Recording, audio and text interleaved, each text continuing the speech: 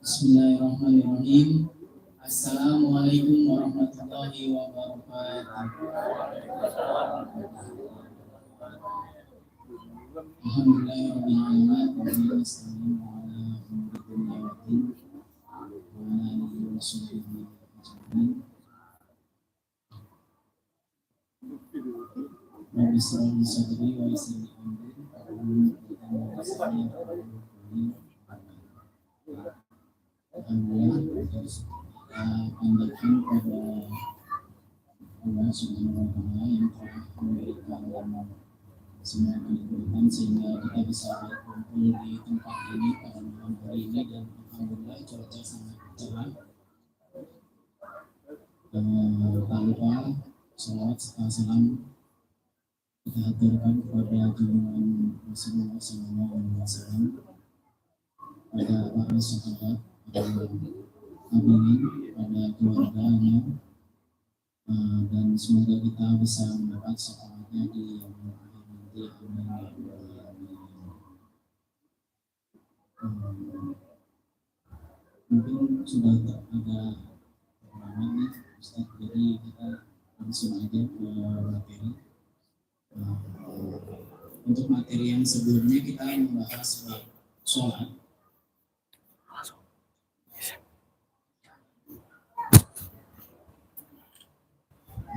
Untuk malam ini kita lanjutkan lagi atau lanjutkan sesuai agenda.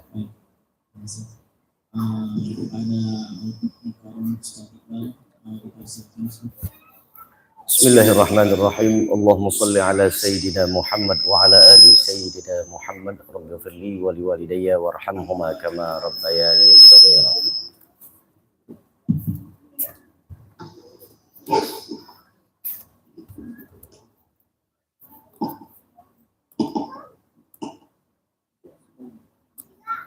Assalamualaikum warahmatullahi wabarakatuh. Alhamdulillah, hamdan wa syukran lillah, salatan wa salaman ala rasulillah Sayyidina Muhammad ibn Abdullah wa ala alihi wa ashabihi wa mawalah, la hawla wa la quwwata illa billah. Subhanaka la ilma lana illa ma 'allamtana innaka antal alimul hakim. Allahumma rzuqna fahman nabiyyin wa hifdzal mursalin wa ilhamal malaikatil muqarrabin bi rahmatika ya arhamar rahimin. Amin ya rabbal alamin. Amma ba'du, ma'asyiral muslimin, Bapak Ibu, para jamaah sekalian, para pecinta ilmu, para penghidup sunnah Nabi, yang mudah-mudahan kita dan keluarga besar kita, orang-orang tercinta dan terkasih kita, senantiasa dalam lindungan Allah Subhanahu wa Ta'ala. Amin ya rabbal. Bersyukur kehadirat Allah Subhanahu wa Ta'ala dengan sama-sama kita ucapkan kalimat tahmid. Alhamdulillah.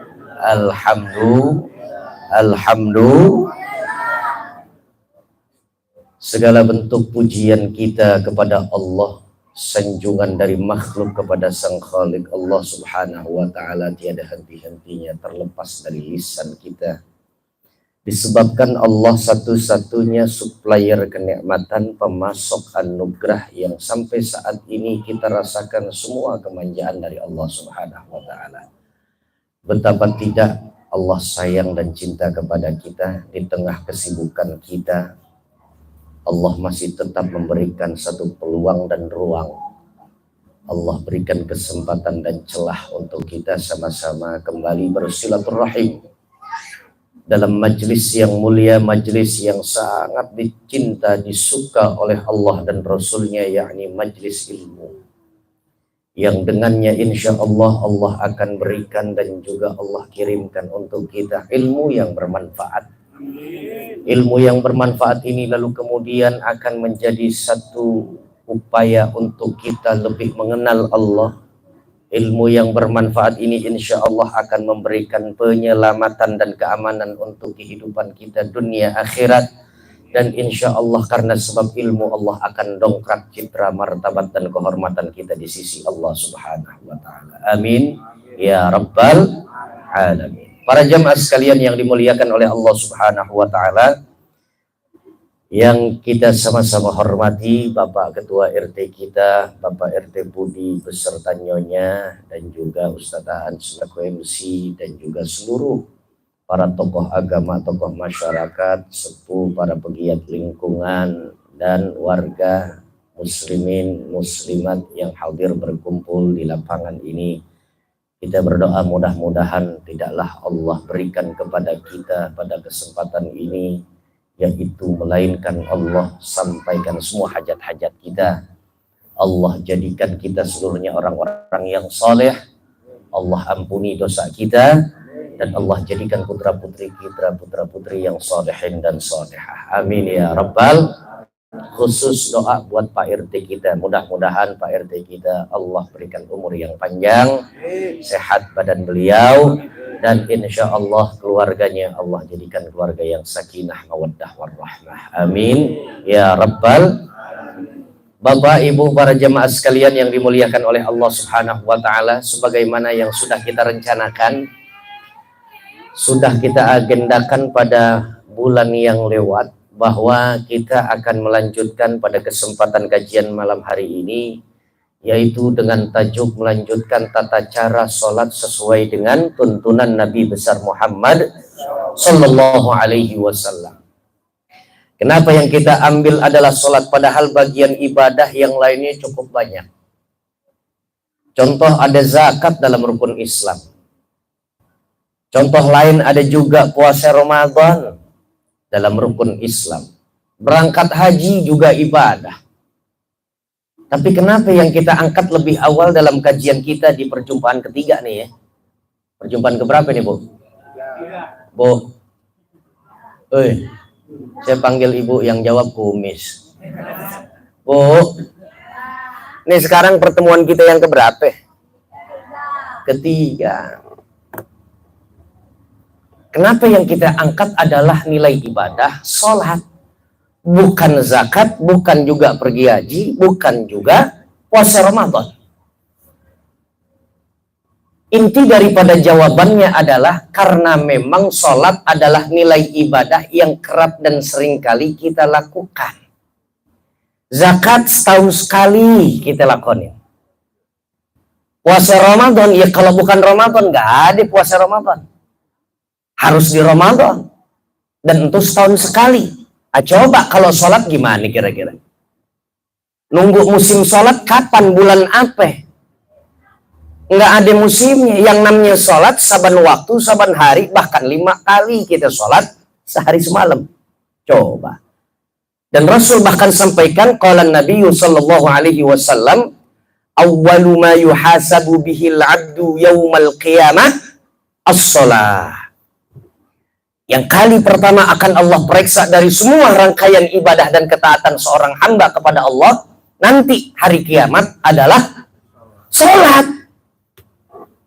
Allah belum tanya soal zakat kita, gimana banyaknya qiraatul Quran lo, infak sedekah lo gimana, gimana jalinan soal antar lo dengan tetangga lo, belum ditanya sama Allah yang lain-lain. Tapi yang lebih dulu ditanya sama Allah, apa kabar sholat lo? Kalau cakep jawaban kita soal sholat, jangankan untuk yang wajib, yang sunnah-sunnah kita hiasin saban hari. Ada duhanya, ada tahajudnya, ada rawatibnya. Gampang bagi kita ngejawabnya. Tapi kalau misalkan sholat kita belentang-belentong, sholat sih sholat, tapi di akhir waktu, sholat zuhur 2:30, tinggal dikit lagi, pengen asar. Iya enggak? Begitu habis itu nyohor dia. Ya, asar ya. Ayo, lo ngambil wudhu dulu, gua wudhu dulu ya. Oh, masih ada wudhu dong. Gue dawam wudhu. Apaan lo dawam wudhu? Lo sholat zuhurnya 2:30. Pantas saja masih ada bekas wudhu zuhur. La haula wala quwata. Yang bakalan ditanya lebih awal dari perkara yang lain adalah sholat. Nah sekarang kita pengen tekunin ibadah sholat kita sesuai apa enggak gerakannya, ucapannya, rukun kolbinya kita terhadap dari apa yang pernah dicontohin sama Nabi dan juga para sahabat-sahabat yang lain. Insya saya udah koordinasi dengan Pak RT, dibantu juga dengan Sataan untuk apa memperbanyak, biar jangan sampai kita ngaji jiping aja. No, RT udah ngeluarin duitnya no. Sebar bro.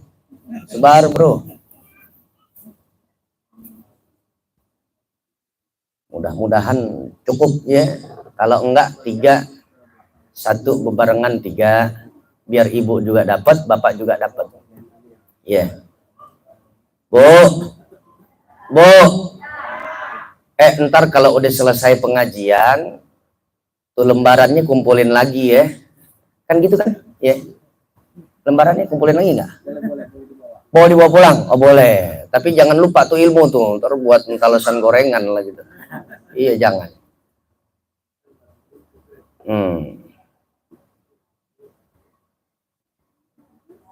Ani boleh satu.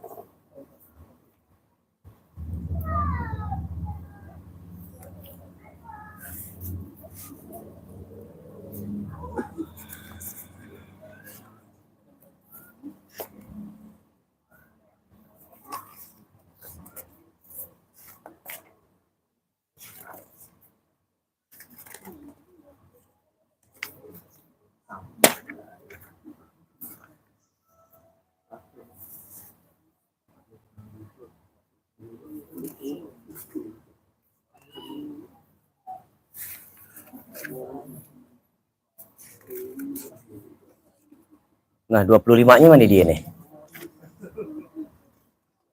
25-nya mana? Halaman 23, 24. Sebab bab. Oh iya. Nah.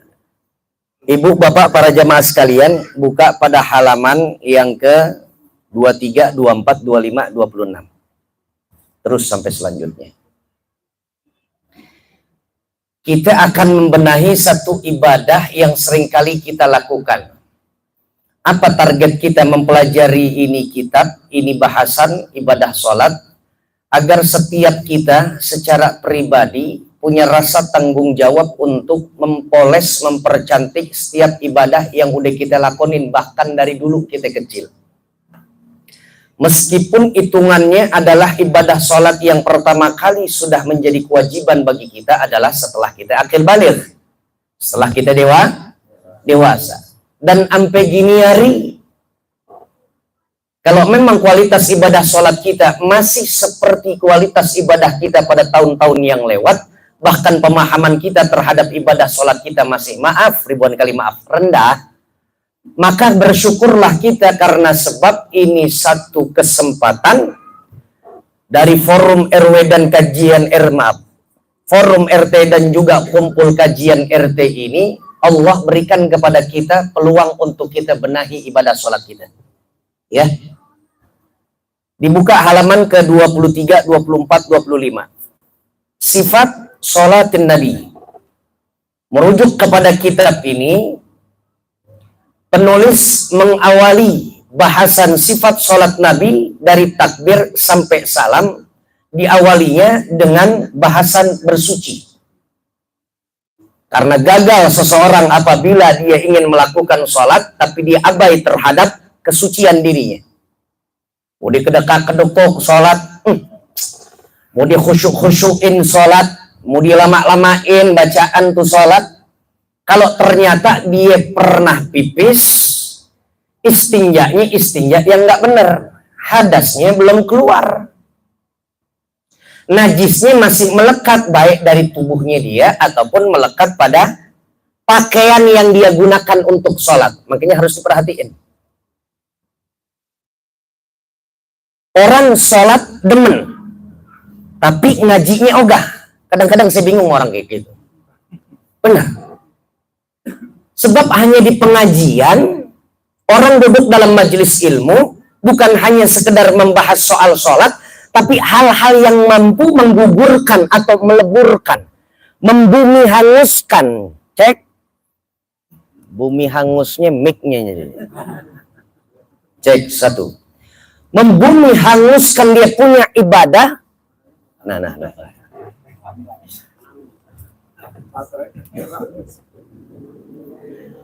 Cek 1, 2, 3. Nah, enakan nih. Alhamdulillah. Membumi hanguskan dia punya nilai ibadah hanya karena dia nggak tahu sesuatu yang bisa menggagalkan ibadahnya dia. Contoh, orang sedekah. Begitu selesai sedekah, nggak taunya sedekahnya dia diikutin dengan 2 perkara yang sehingga Allah Subhanahu wa taala buru-buru hapus sedekahnya dia. Biar katanya miliaran, triliunan. Apa yang pertama? Habis selesai sedekah ngasih ke orang, tetangganya dibantu. Dia pindah ke tongkrongan yang lain, lihat noh. Gua habis ngasih si Fulan noh. Lo jadi saksi ya. Ntar kalau dia ngelunjak akhirnya lo biar jadi saksi. Gua udah ngasih dia. Dibangkit-bangkit. Disebut-sebut. Atau yang kedua, sedekah dikasih, tapi setelah itu direndahkan orang atau pihak yang dikasih. Begitu dikasih udah selesai. Besok dikecewa orang tersebut, emang dasar lo nggak tahu terima kasih lo ya. Kalau nggak ada gue kemarin siapa yang nyekolahin anak lo? Habis amalnya. Perlu kita gemar ibadah, bahkan wajib taat kita naik terus meningkat kepada Allah Subhanahu wa taala, imbangi tapi dengan ilmu. Agar apa? Rawat ibadah kita yang udah susah payah kita perbuat, benar nggak?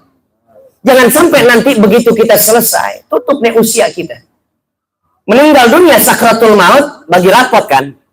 Bagi rapot nggak? Bagi rapot. Dan ingat, kita bagi rapot nggak kayak anak sekarang, semester sekali. Kalau dulu masih kita catur bulan. Bagi rapot kita sehidup sekali, bagi rapotnya cuma itu doang. Saat kapan sakratul maut? Ketika dipampang oleh Allah Subhanahu wa taala. Kirain kita sih ibadah kita udah banyak banget. Salat kita udah paling mantep banget. Puasa kita udah paling lemes banget. Zakat kita udah yang paling banyak banget. Begitu bagi rapot nggak taunya pontonnya merah semua. Ini yang disebut rugi di atas rugi. Musibah yang nggak akan kembali lagi. Berubah menjadi apa? Kenikmatan.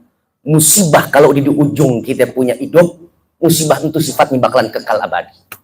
Mumpung di dunia, alhamdulillah punya RT nyediain buat kita ngaji lagi. Syukur yuk bareng-bareng. Alhamdulillah. Bersuci yang pertama. Jadi memang secara runtun sih di mana-mana kalau kita ngaji fikih, yang paling pertama dibahas adalah tentang toharoh, bersuci. Tapi nanti kita akan barengin aja dengan penjelasan yang namanya sholat. Ntar kita kepang-kepang deh, gitu ya. Kita seling-selingin. Para jamaah sekalian yang dimuliakan oleh Allah Subhanahu wa taala. Tuh, 1, bersuci. Apabila hendak melakukan sholat, seorang muslim diwajibkan untuk bersuci terlebih dahulu dari hadas kecil maupun hadas besar. Pipis, cebok dulu. Iya. Dalam keadaan junub kita mau sholat, tiba-tiba Allah juga tahu gue masih dalam keadaan junub. Sebab saat ini udah dikit lagi pengen beralih nih waktu sholat selanjutnya. Dah, gue sholat dulu. Nggak bisa. Jangan goyang, hati-hati. Yang biasa langsung goyang, dengar musik aja gendang ya lo goyang. Begitu kita dalam keadaan junub, hadas besar, hadas kecil, bersuci dulu. Istinja, cebok. Kedua, bersuci untuk orang yang sholat. Apa pintu gerbangnya?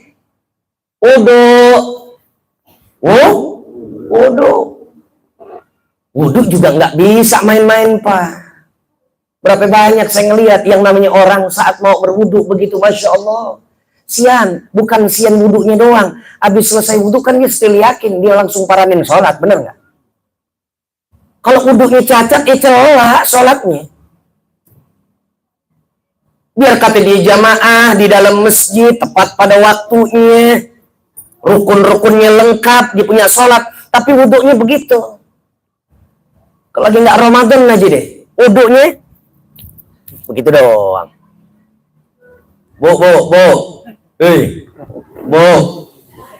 Wudu kalau lagi nggak Ramadan begini-begini doang.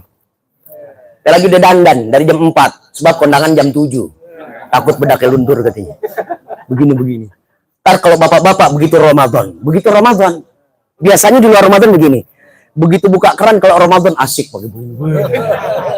Syukur-syukur ada yang masuk kelak-kelakan gitu. La haula wala quwata. Kumur-kumur lagi. Padahal salah satu nih ilmu sunnahnya dalam berwudu adalah madmadah namanya. Apa madmadah? Kumur-kumur, istinsyak. Masukkan beberapa air kepada lubang hidung kita lalu kemudian hembuskan. Jauh sebelum COVID ada, Islam udah ngajarin biar bersih lubang hidung kita. Water irrigation namanya. Water irrigation. You know. Ibu dah, saya tanyain malah melotot aja nggak ada yang nyautin. Bu, tahu nggak water irrigation? Tahu gelap nih.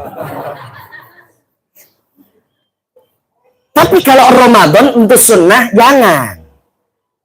Jadi karohah, sebaiknya ditinggalkan. Bersuci dulu. Kadang-kadang orang bersuci, kalau baik dan benar, maka itu sholat juga akan tertunjang karena bersucinya yang benar.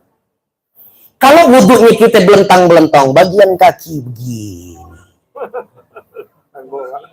Kayak main bola, kayak lagi juggling kalau kata anak main bola. Gitu. Enggak. Goslu, yang namanya goslu itu aliran air kemudian dibantu dengan gosokan tangan kita. Ayo siapa ngaku? Emang enakan yang ini sini, saya mau peraga-peragain.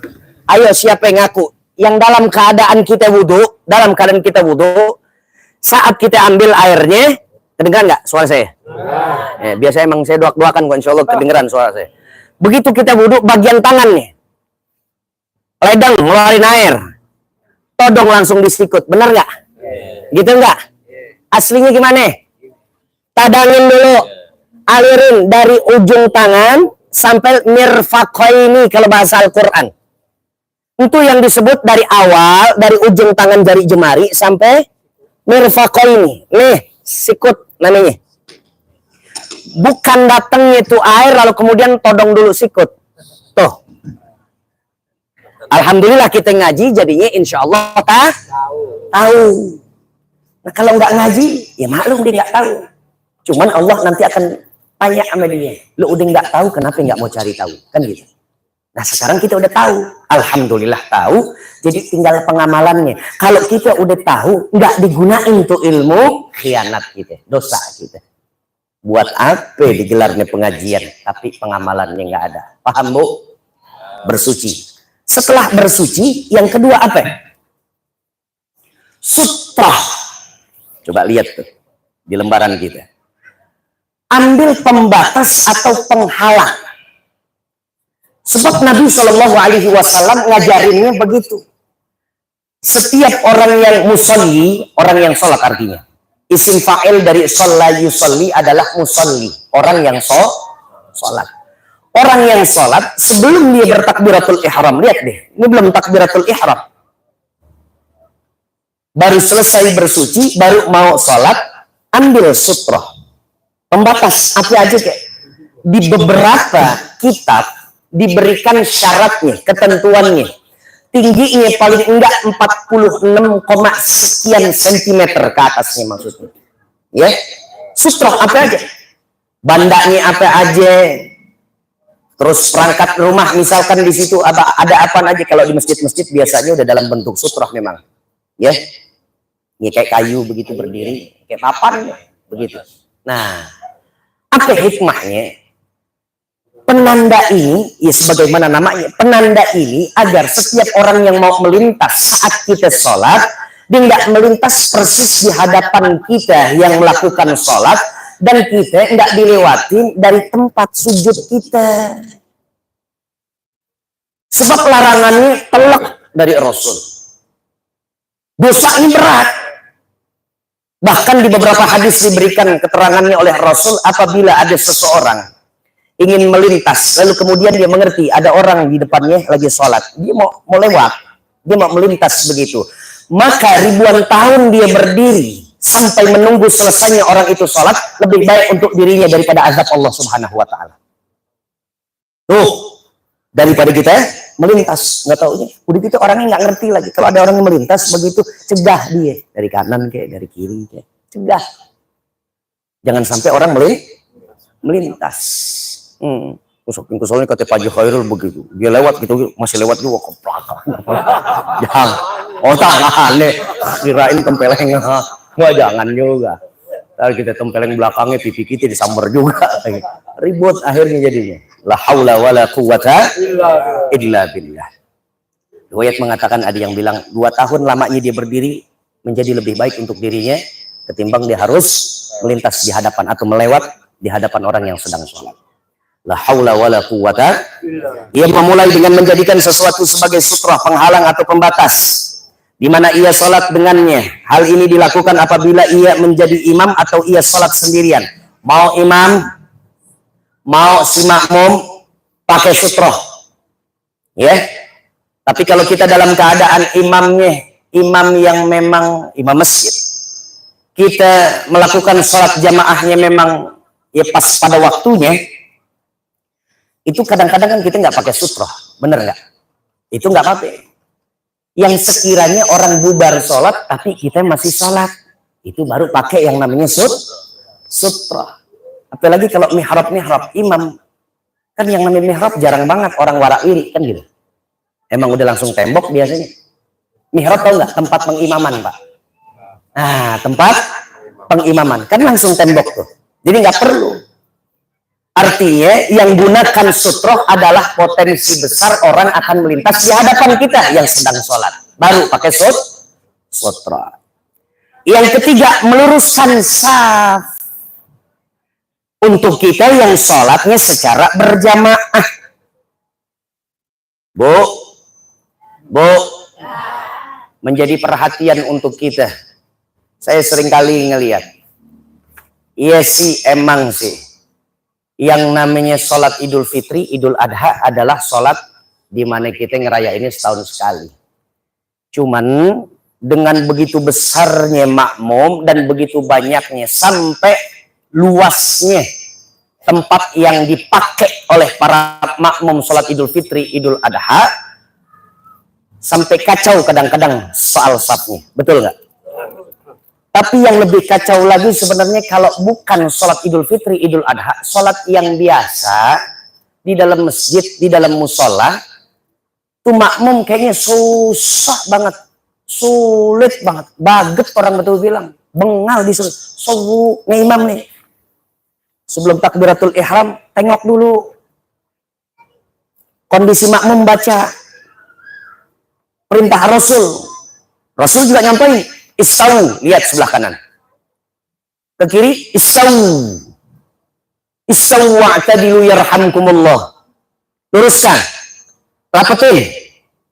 Siapa yang meluruskan dan juga merapatkan barisan saf salat berjamaahnya, maka Allah akan turunkan rahmat kepada kalian. Artinya apa? Pemutus saf, Allah akan putuskan dari rahmatnya Allah. Kadang-kadang kita enggak.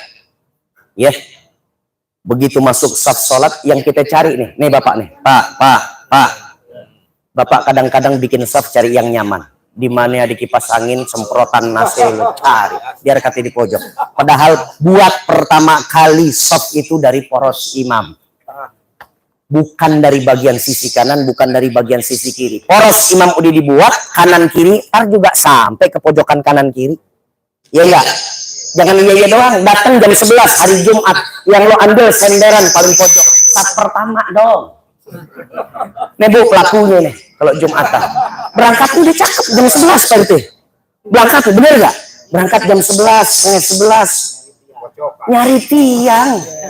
Di mana kipas angin? Ambil onta. Telur cek yang lo ambil. Onta enggak? Bener enggak? Kan keterangan dari Rasul gitu, analogi. Yang dipakai oleh Rasul itu adalah perumpamaan. Yang dapat saf pertama adalah dia yang mendapatkan piala dan juga trofi yang paling besar. Onta. Onta. Padahal cakep banget pakaiannya, pakai udeng-udeng, pakai tatoyub. Iya benar. Dan itu kan sunnah kita hari Jumat. Sunnah kita hari Jumat pakai tatoyub, gunting kuku. Cari kita punya pakaian yang paling mahal. Paling mahal, putih kalau ada afdol. Udah sampai di masjid, bukan ambil afdoliyah lagi, saf yang paling pertama, justru diambilnya paling nyaman bagi dia. Ya, Kalau kita pengen ambil nyaman, nanti rehat kita yang sesungguhnya kalau kita udah inna lillahi wa inna ilaihi raji'un. Setelah luruskan saf, maka kemudian berdiri sambil kita niat. Tulisannya di sini, dalam hati, betul. An-niyatu mahalluha al-qalb. Niat itu tata letaknya ada di mana, Pak? Niat. Hati. Terus kenapa ada orang yang kemudian hatinya sudah berniat tapi masih dia ucapin usolli juga? Boleh nggak? Boleh. Yang pakai usolli jangan disalahin, yang nggak pakai usolli juga jangan pakai ditunjuk batang hidungnya. Akur-akur aja ngapa sih? Iya nggak? Akur-akur aja ngapa? Ini kan soal ibadah yang bagiannya adalah furu'iyah, cabang ranting dalam kita punya ajaran agama Islam. Kalau soal akidah, boleh. Baru nggak boleh yang namanya kita bertentangan. Tuhan kita satu Allah, Nabi kita satu, Rasulullah Shallallahu Alaihi Wasallam. Pedoman kita Al-Quran, nggak ada yang lain lagi. Itu yang namanya usul. Sebagai pondasi, asas, prinsip. Tapi kalau soal ibadah, ada yang usoli, silahkan. Yang nggak pakai usoli juga nggak apa-apa. Terus kenapa pakai begitu Ustaz? Jadi yang namanya niat itu adanya di lisan apa di hati? Saya jawab adanya di hati. Terus kenapa pakai usoli? Nah, begini jawabannya. Banyak orang yang kadang-kadang hatinya udah berniat, cuman dia mau negesin lagi. Dia mau bantu niatnya dia yang dalam hati. Hati kan kadang-kadang abstrak. Betul nggak? Akhirnya tuh dia punya lidah, nuntun. Ngebantu lagi buat talaffuz namanya. Apa? Talaffuz, bantu dengan lafazkan. Usolli fardul maghribi salasa raka'atin mustaqbilal qiblati adaan ma'muman lillahi ta'ala. Tuh. Buat nuntun. Iya bener, dalam hati gue udah pengen sholat maghrib. Gue juga tahu 3 rakaat. Gue juga paham mustaqbilal qiblah, ngadepnya ke arah Allah juga paham, kita jadi makmum belum sampai taraf imam. Makmuman lillahi ta'ala. Iya, Allah juga ngerti. Lo perbuat itu buat gue. Kan gitu Pak. Cuman kadang-kadang manusia, kalau nggak ditegesin, nggak dikuatkan dengan ucapan, itu kayaknya kurang srek, kurang yakin gitu. Masih ada ragunya dikit. Masih berasa bimbangnya sedikit. Betul Bu? Jadi pakai usoli, silahkan. Nggak pakai pun, nggak apa-apa. Jadi begitu Bapak selesai habis wudhu, lalu kemudian datang, merapatkan saf, Allahu Akbar. Temennya jangan pakai bilang, lo kenapa nggak pakai usolli? Emang niat adanya dalam hati. Terus temennya yang dengar temennya lagi baca usolli, begitu salam, lo kenapa pakai usolli? Nggak bener dua-duanya kok. Silahkan. Ya, yang nggak bener, yang debat antara usolli nggak pakai usolli begitu. Waktunya datang sholat maghrib, sampai isya datang dia bilang usolli, dia nggak sholat maghrib. Itu yang salah itu. Ya. Paham sampai sini? Berdiri niat di dalam hati. Kemudian ia menghadapkan seluruh badannya ke kiblat. Ada gambarnya. Alhamdulillah ini ada gambarnya. Jangan ibu-ibu ngeliatinnya. Ini orangnya kok nggak ada hidungnya Ustaz, nih nggak ada matanya nih. Jadi jangan pakai begitunya ya. Yang penting lihat badannya aja deh tuh. Ya, seluruh badannya ke kiblat dan niat dengan hatinya untuk mengerjakan sholat yang ia kehendaki. Di sini bilangnya tidak boleh melafazkan niat dengan mengucapkan usolli lillahi sholatan kaza wa kaza. Saya niat karena Allah untuk sholat anu karena melafazkan niat itu bid'ah, mengada-ada dalam urusan agama. Tapi bagian daripada kita punya madhab, yaitu al-Imam Syafi'i dan juga para asy-Syafi'iyah, pengikut Imam-Imam Syafi'i, menyatakan diperbolehkannya kita untuk hanya sekedar menegaskan apa yang kita hendak lakukan. Salatnya maghrib, usolli fardul maghrib salasa rakaatin. Paham sampai sini Pak? Ngerti nggak sampai sini? Selanjutnya yang keempat, yang kelima, takbiratul ihram. Ini bagian daripada rukun. Takbiratul ihram. Kita baca Allahu Akbar. Seraya tangan kita mengangkat. Allahu Akbar. Persis bagian jempol kita ada di bawah telinga kita. Allahu Akbar, sejajar kita punya telapak tangan menghadap kepada kiblat, tapi posisi tangan kita sejajar dengan bidang dada kita, kanan dan juga kiri. Gini boleh, yang begini juga nggak apa-apa, ya Bu. Kecuali tangan nggak kenapa-napa, maunya takbiratul ihram pakai tangannya doang, kanan doang, Allahu Akbar, itu baru bid'ah. Sama sekali nggak ada yang namanya dicontohin namanya Rasul. Kecuali yang satunya lagi di gips, itu namanya darurah, itu namanya lagi ada satu keterbatasan, ruang gerak kita lagi nggak bisa. Paham Ibu? Insya. Kemudian melakukan takbiratul ihram, yakni mengucapkan Allahu Akbar. Kedua tangan diangkat dengan merapatkan jari jemari dan dibentangkan, tidak mengepal. Ya begini. Kalau komandan TNI bilang begini, artinya prajuritnya jangan ada yang langkah dulu, tahan gitu. Kalau ini kita begini, Allahu Akbar, bentuk penyerahan diri kita kepada Allah. Itu ibadah sholat. Ya. Ini sering sampaikan, filosofinya saat seseorang melakukan ibadah sholat Allahu Akbar, dia takbiratul ihram, dia angkat tangan. Saat hamba Allah dia angkat tangan dalam takbiratul ihram sholatnya, maka Allah yang akan turun tangan ngeberesin persoalan hidupnya. Enak nggak kalau begitu Pak? Enak nggak kalau begitu Bu? Makanya sedikit ada masalah, sholat bukan update status, bukan cerita sama tetangga kita. Kalau nggak musuhan, kalau musuhan diumbar cerita kita selebar kampung, betul nggak? Allah nggak pernah yang namanya umbar aib kita. Kadang-kadang manusia aibnya sendiri padahal Allah udah tutup, tapi manusia sendiri yang bodoh nyeritain ke orang lain. Iya betul. Alhamdulillah.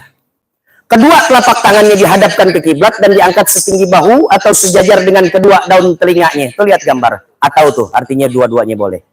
Nabi mengeraskan bacaan takbiratul ihram hingga didengar oleh orang yang berada di belakangnya.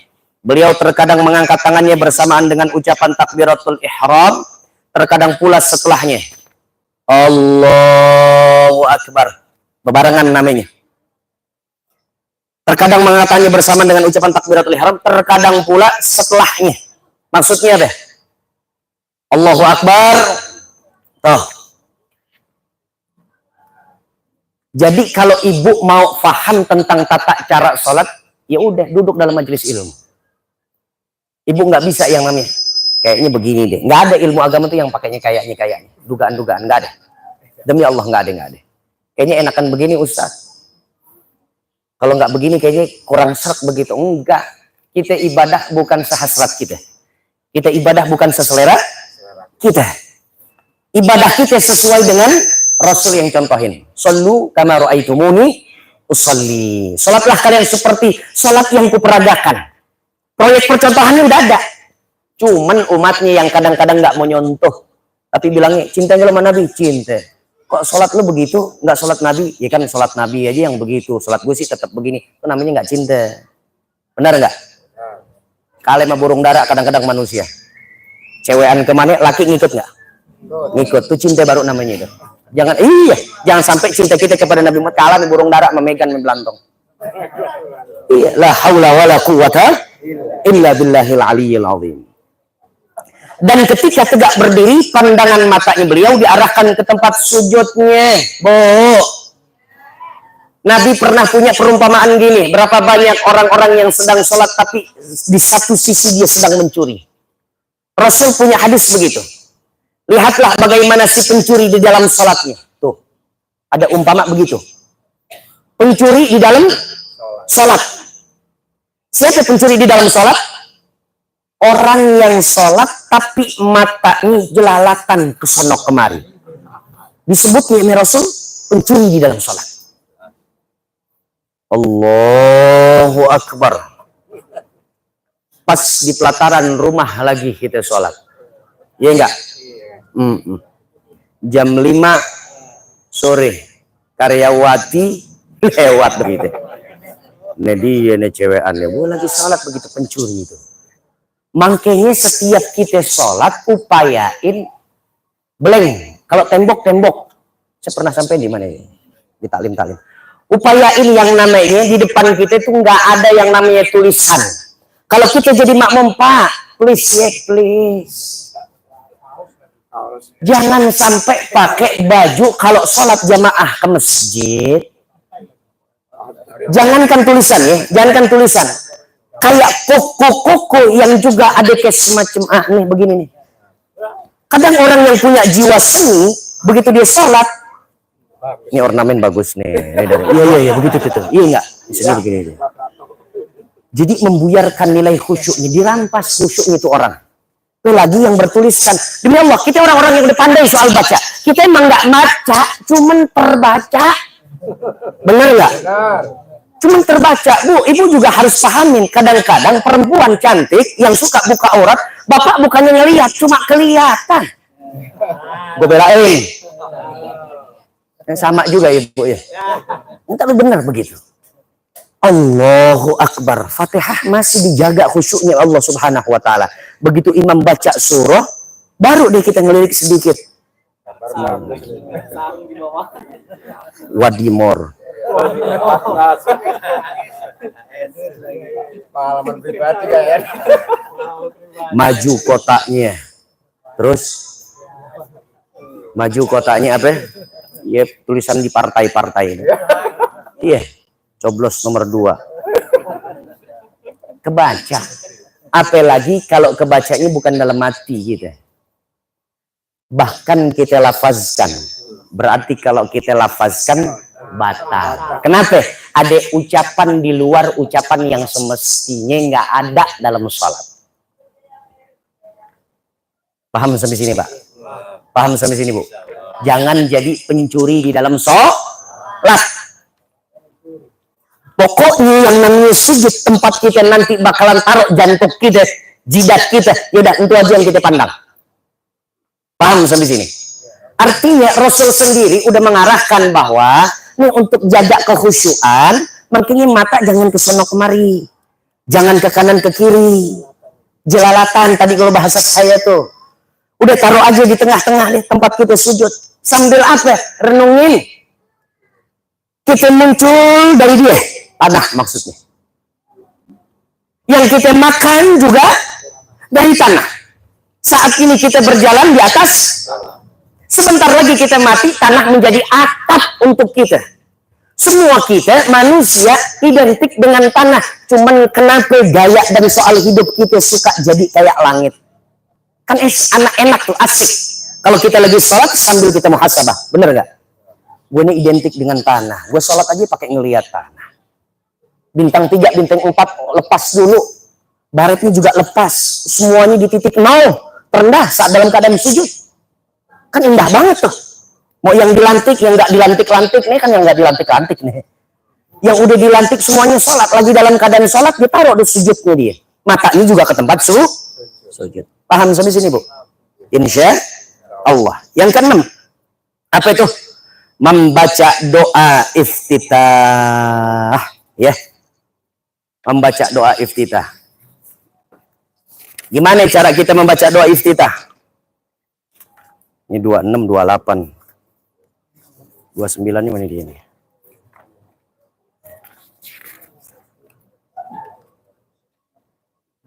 Nih, 29-nya. Allahumma ba'id baini wa baina khataayaya kama ba'adta bainal masyriqi wal maghrib. Allahumma naqqini min khataayaya kama yunaqqa thawbul abyadu minad danas. Allahumma usilni min khataayaya bil ma'i wal thalji wal barad. Atau dengan iftitah yang kita udah hafal, silahkan sejauh itu masih sunnah. Ya, Allahu Akbar kabira walhamdulillahi katsira. Tapi ada juga yang cukup konteks nih doa iftitah. Biasanya ini suka kepake nih sama imam-imam masjid kalau lagi momentumnya sholat sunnah raweh. Yang masinisnya Jepang tuh kepala gerbongnya Allahu Akbar bentaran doang. Dia nggak baca Allahu Akbar kabira walhamdulillahi katsira. Allah mabait baini, itu masih kepanjangan. Ada lagi nih. Nih bacaannya. Mana dia nih? Subhanakallahumma wa bihamdika wa tabarakasmuk wa ta'ala jadduk wa la ilaha ghairuk. Tuh. Lihat di halaman 30. Lihat halaman 30. Kata ibu, bapak boleh nih Ustadz nih jadi alternatif, nggak apa-apa. Dicontohkan juga terkadang beliau, artinya Rasulullah Shallallahu Alaihi Wasallam membaca doa iftitah berikut ini. Subhanakallahumma wa bihamdika wa tabaraka ismuka wa ta'ala jadduk wa la ilaha ghairuk. Selesai itu. Kalau kita lagi sholat sunat tarawih, kan kadang-kadang kita suka terburu-buru tuh. Betul nggak? Baca yang ini. Allahu akbar kabir walhamdulillah katsiran subhanallah bukratan wa asila. Belum selesai doa iftitah kita, baru Allahu akbar. Imam udah ngajakin Allahu akbar ruku. Nah, ya enggak? Baca yang ini juga enggak apa-apa. Allahumma Jibril wa Mikail wa Israfil fatiras samawati wal ard alimal ghaibi wasyahadah anta tahkumu baina ibadik fima kanu fihi yakhtalifun ihdini lima ikhtalafa fihi minal haqqi biiznih innaka tahdi man tasha'u ila siratim mustaqim. Silakan mau baca dan pilih yang mana doa iftitahnya. Fadhali insya Allah. Kemudian baru baca basmalah. Bismillahirrahmanirrahim. Tuh.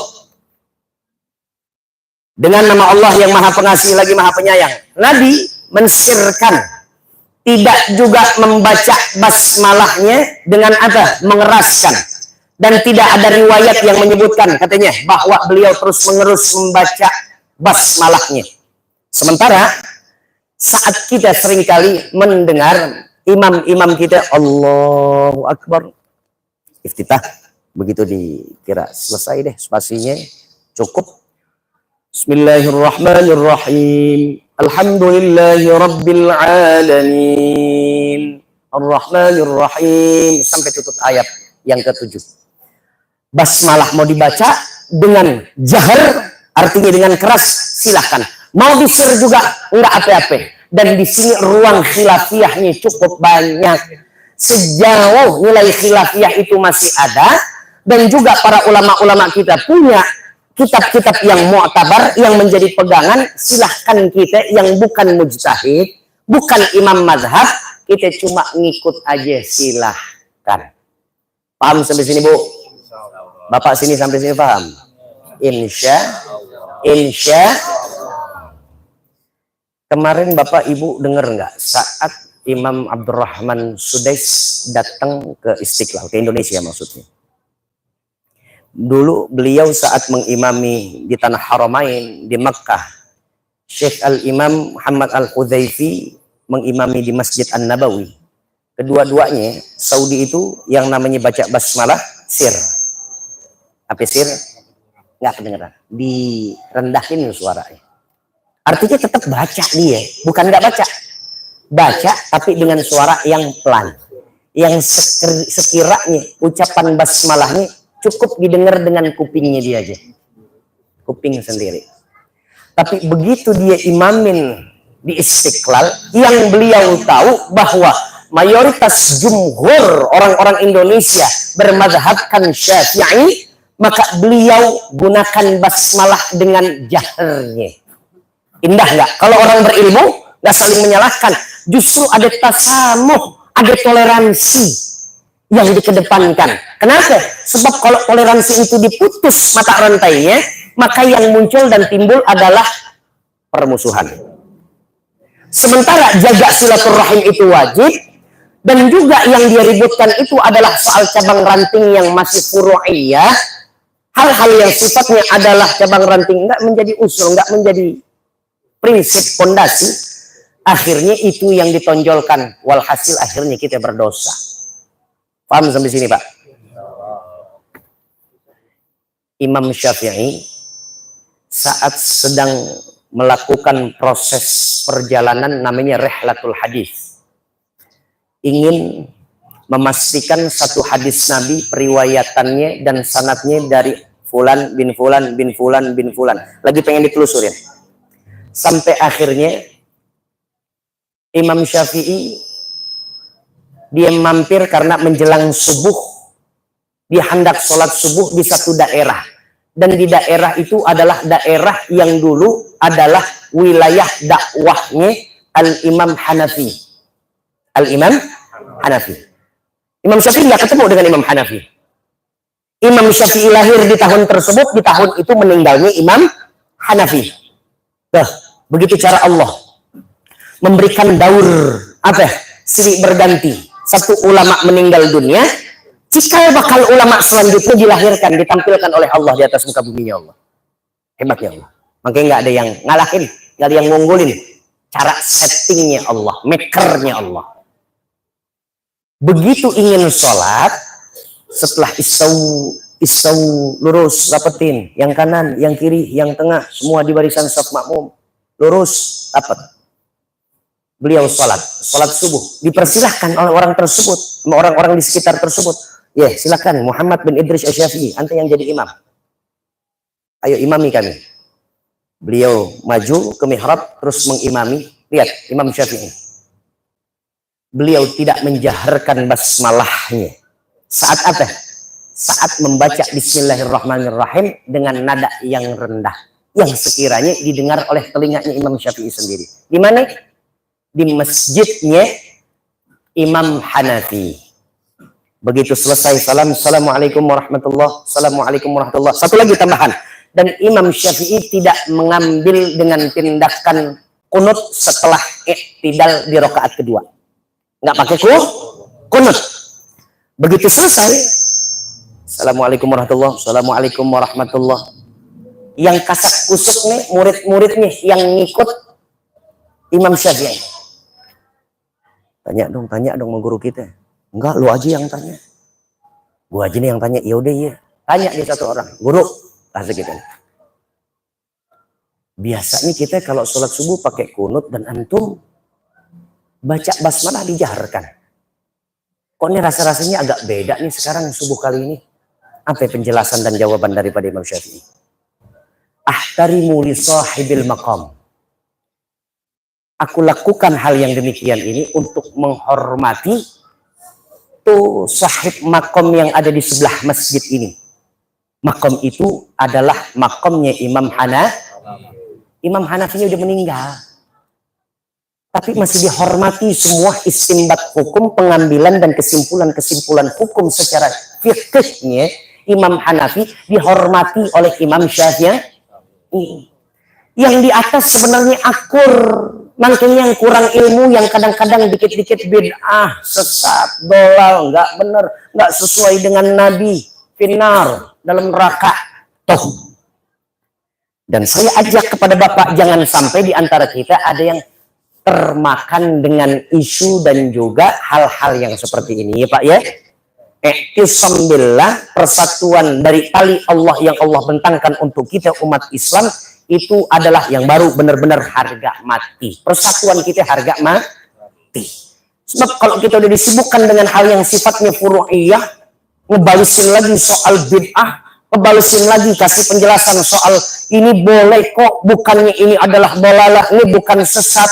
Capek kita. Begitu kita capek, akhirnya orang di luar Islam gampang mukul kita. Ya enggak? Kenapa? Sebab kita udah kena termakan dengan hidangan adu domba. La haula wala quwwata illa billahil aliyyil azim. Yang kemudian membaca surah Al-Fatihah. Bu. Bapak, lagi-lagi ya. Ini surah Al-Fatihah berkali-kali saya bilang. Fatihah ini adalah rukun. Kalau rukun itu sesuatu yang harus ada, nggak boleh nggak ada. Ibarat kalau misalkan nih tubuh manusia, sejauh dikatakan hidup, dia harus punya kepala. Kalau orang dibilang katanya, gue hidup kok, tapi ternyata dia nggak punya kepala, itu hal yang mustahil. Orang bisa hidup tanpa hidungnya dia. Orang bisa hidup tanpa dia punya kuping. Maaf, buntung, difabel. Ya, tapi masih hidup. Kalau ada warga di sini, konon katanya dia masih mundar-mandir, tapi nggak punya kepala, gimana kira-kira? Jangankan warga, kalau misalkan gue dapat kabar begitu, tanggal 24 gue ogah kemari, gue ngeri papasan sama tuh orang. La haula wala quwwata illa billah. Paham ya, Bu? Fatihah posisinya bagaikan apa? Organ yang paling vital dalam sebuah fisik ibadah yang kita lakukan. Tanpa adanya suratul Fatihah, man lam yaqra bi Fatihatil kitab fala tasihhu sholatuh. Siapa orang yang nggak baca suratul Fatihah di dalam sholatnya, maka Allah nggak akan anggap dia punya sholat. Rukun. Ingat, rukun. Baik, kita kembangkan dalam soal suratul Fatihah ini. Ustadz, kadang-kadang kita baca suratul Fatihah karena kita makmum. Kita nggak tahu ya Ustadz, imam mau pilih bacaan ayat apa, surah apa. Iya, sama. Saya juga kalau lagi jadi makmum, kita nggak tahu, nggak bisa nebak. Lagi nggak ada waktu buat kita nebak-nebak. Yang penting kita khusyuk aja dalam sholat. Ternyata Ustadz tuh imam, begitu dia selesai waladhdallin, kita sambut amin, yang dipilih surat gacoannya. Inna a'tayna, paling konten tuh surat, bener. Wah, pokoknya gacoan gitu deh udah. Bener gak Pak? Apalagi sholat sunnah begitu ya. Udah pokoknya kulhu sama inna a'tayna kulhu. Beres, cepat sholat gitu. Insya. Begitu dibacanya inna a'tayna kal kautsar fasholli li rabbika wanhar inna syani'aka huwal abtar. Kita ini makmum Ustadz baru juga baca maliki yaumiddin. Imam udah ngajakin ruku, Ustadz gimana? Kita lengkapin nggak? Kita genepin nggak baca suratul Fatihah kita? Bu, nggak usah.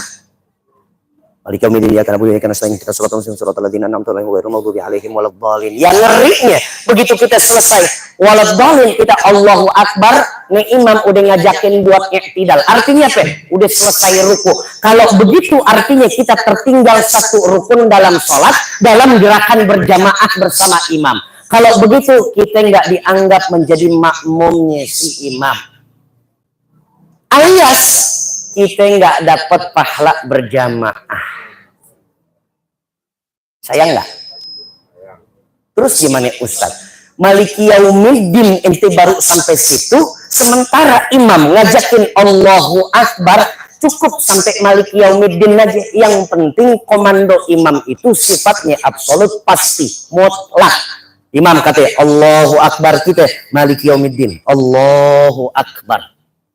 Terus gimana nasibnya? Iyyaka na'budu wa iyyaka nasta'in ihdinas siratal mustaqim siratal ladzina an'amta 'alaihim ghairil maghdubi 'alaihim waladdallin. Kan tadi Ustadz bilang untuk rukun yang namanya Fatihah kan 7 ayat. Ini baru ayat ketiga, baru ayat keempat. Kan belum lengkap Ustadz. Gimana itu nasibnya? Nasibnya yang menutup kesempurnaan, kekurang sempurnaan kita punya Fatihah adalah atas komando imam. Ju'ilatul imam liyu'tamma bih. Kita angkat dia menjadi imam untuk apa? Menyempurnakan kekurangan bacaannya si makmum sendiri. Artinya aman udah Fatihah kita. Ya Bu, ikut aja udah. Namanya makmum. Imam ngajakin Allahu Akbar. Kecuali memang imam lagi ngacok deh. Iya, kan ada kelirunya manusia. Ini enggak bilangan rokaat, lupa misalkan. Sementara makmum semuanya ngerti. Ini seharusnya nggak bangkit lagi dong, kan udah rakaat keempat, seharusnya tahiyat dong nih mam. Begitu dia pengen angkat pantat lagi, pengen rakaat kelima, subhanallah tuh baru. Ya, kan negornya subhanallah kalau yang laki. Kalau yang ibu begini, lu plokin belantong lu begitu, begini. Dari dalam mukena, ya begini. Apa iya kedengeran Ustaz? Apa iya kedengeran Ustaz? Ya makanya yang jadi imam itu semuanya, setiap para imam-imam harus mengerti kondisi dan keadaan para makmumnya. Tadi tuh saya contohin begitu. Sebelum kita langsung takbiratul ihram, tengok dulu. Oh, ada aki-aki di pojok tuh. Bener. Imam yang bener. Imam yang bener. Ini ada anak muda nih. Oh iya, sekarang tanggalnya tanggal gajian gitu ya. Jangan sampai akhirnya dia sholat ingat gajiannya dia. Pas dilihat, oh iya ada yang lumpuh ya. Oh iya ada yang difabilitas ya. Oh iya ada tetangga gue yang kemarin baru kena serangan stroke pertama, seumpama. Artinya apa? Imam biar bisa menyesuaikan dari dia punya bacaan dengan gerakannya. Umur udah 87 tahun nengkong. Ya, dia nggak ruku aja, emang pas lagi dia berdiri dia udah setengah ruku. Kan gitu tuh, udah tua banget maksudnya. Ya, tapi dia ajak sholatnya yang ngebut. Gue ngeri mati di tempat. Benar. Ya kalau untuk dia sih enak, alhamdulillah matinya dalam keadaan sholat. Cuman nggak ada pikiran yang namanya imam. Allahu Akbar, satu surah Al-Baqarah dibaca sama dia. Besok di demo tuh DKM masjid.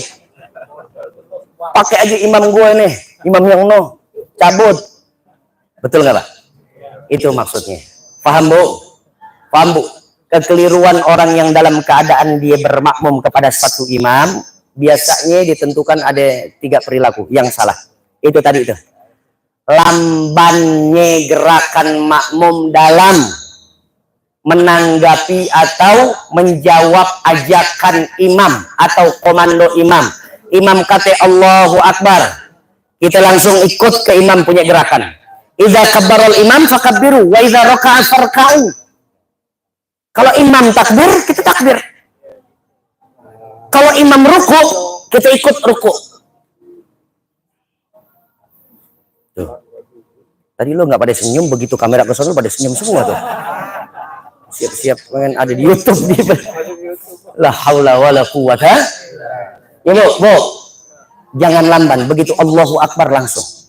Dikata sami Allahu liman hamidah rabbana walakal hamd. Allahu Akbar, Allahu Akbar. Yang pertama, kekeliruan para makmum saat ikut kepada satu imam.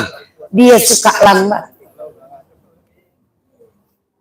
Yang kedua, kekeliruan makmum atau salahnya makmum dalam apa? Menanggapi ajakan imam atau komando imam. Kadang-kadang yang namanya makmum terlalu lebih cepat daripada gerakannya imam. Mau kemana sih makmumnya kayak begitu? Saya kadang-kadang bingung. Mau kemana dia? Allahu Akbar. Selesai baca surah.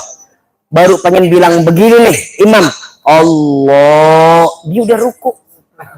Dia udah ruku. Dan rukunya udah dalam posisi sempurna lagi. Ini bukan soal trek-trekan, ini bukan soal balap-balapan. Gimana Allah Subhanahu wa Ta'ala menjadikan ini syariat ibadah sholat berjamaah agar umat Islam terbiasa dengan disiplin yang namanya komando satu orang, yang lainnya harus komitmen dengan komandonya satu komando. Imam bilang katanya Allahu Akbar, ya udah Allahu Akbar. Kalau belum ada kata Allahu Akbar, jangan diduluin. Abdullah ibnu Umar mengatakan, demi Allah, aku pernah mendengar Rasulullah Shallallahu Alaihi Wasallam, orang yang dalam posisi seperti ini, Allah akan ganti kepalanya dengan kepala hewan. Kapan? Saat dia berjembat di As-Sirat. Orang yang suka ngeduluin imam. Atau yang ketiga, meskipun dia nggak ngeduluin, tapi dia ngebarengin. Apa Bu? Pak, ngebarengin. Sami Allahu liman hamidah. Kata imam. Belum Allahu Akbar imam. Dia udah begini. Ya ilaha illallah. Kayak lagi pasang kuda-kuda. Kalau palang pintu begitu. Mau ngapain? Pokoknya saat udah sempurna gerakan imam dari i'tidal. Dia mau sujud. Sampai benar-benar sempurna sujudnya imam baru kita bergerak. Paham nggak nih kira-kira? Mudah-mudahan Bapak diberikan kemudahan oleh Allah saat menerapkan ilmu ya. Berbenah diri ya Pak. Beresin sholat kita. Sebab ngeri takutnya sholat yang udah kita perjuangin susah payahnya. Kita jaga waktu sholatnya. Sampai kadang-kadang kerjaan kita juga kita tinggal hanya kita untuk sholat. Tapi ternyata sholat kita sholat yang masih jauh daripada tuntunan yang sebenarnya. Kan sayang gitu loh. Sayang. Makanya saya lagi-lagi bingung. Ada orang yang hobi sholat tapi nggak gemar duduk majelis ilmu. Gimana itu sholatnya itu? Sholatnya mau yuk dikit-dikit sholat, dikit-dikit sholat. Tapi ya begitu. Kesian yang kayak begini. Dia hanya menunggu rahmat dan kebijakan Allah doang tuh yang kayak begitu. La haula wala quwata illa billah. Kalau kemarin saya bilang apa istilah saya? Kayak capung cebok ya. Padahal kita juga semuanya nih nggak ada kan yang pernah ngelihat gimana capung cebok. Capung kalau cebok gimana? Artinya terburu-buru begitu. Tunggang, tungging, tunggang, cepat-cepat begitu.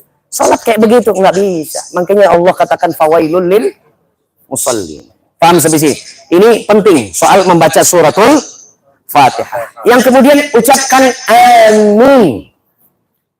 Setelah membaca suratul Fatihah, Nabi Shallallahu Alaihi Wasallam ucapkan amin dengan keras pada sholat jahriyah diikuti oleh makmum hingga masjid bergema. Kadang-kadang dalam soal kita sholat isya, maghrib yang jahriyah, yang imam baca suratul Fatihah dan juga ayat-ayat pilihan dengan suara keras. Waladdallin.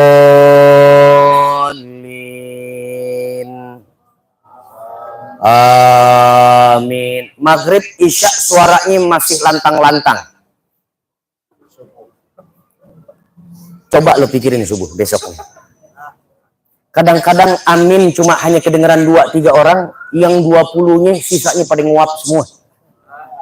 Kalau dikata amin, etika adab. Kalau bisa saat kita ada rasa ngantuk lagi, kemudian kita pengen nguap nih. Sebenarnya sih nguap itu bukan artinya kita ngantuk sebenarnya. Kalau dalam ilmu medis itu suplai oksigen ke otak itu kurang katanya, sehingga ngajakin rongga mulut kita menganga untuk mendapatkan oksigen tambahan atau lebih untuk disuplai kepada otak, bukan karena ngantuk. Berapa banyak orang yang baru bangun tidur nguap dia, baru bangun tidur atau gila bisa dibilang begitu, lo ngantuk ya? Enggak, gue baru bangun tidur 8 jam gue habis tidur. Betul Pak? Saat kita sholat, ini biasanya makmum nih kalau subuh-subuh nih seharusnya dia bilang amin serempak begitu. Allahin. Sebisa mungkin orang yang mau nguap atau bebangkis bersih, tahan. Ada balasan dan Allah siapin pahalanya untuk orang yang nahan nguap. Biar kata,